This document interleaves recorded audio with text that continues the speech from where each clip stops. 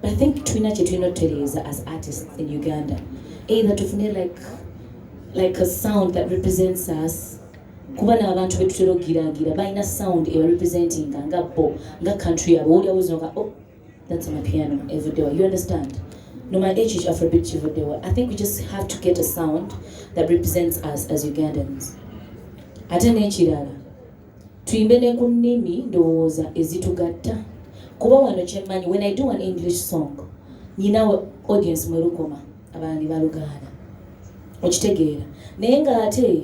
obwere abantu tebamanyi Luganda baffe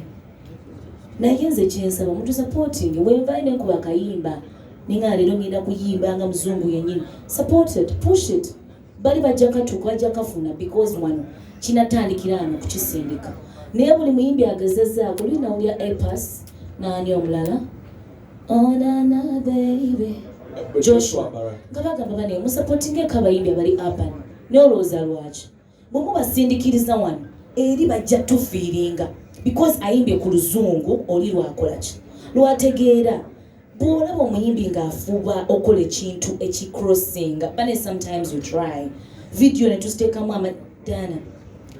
collabos biki push okitegeera naye ne twesiba ku gundi yaffe yawano naffe olumala nga tukitangana osanga kino kye bawulira nange kankuba ekyo kye bawadde amaanyi era nga ngenda enkya nga nkusabulirako nti nga nkusabulira kyotegeera nga tugenda mu maaso but if you push us tulina kweberera mu ffenna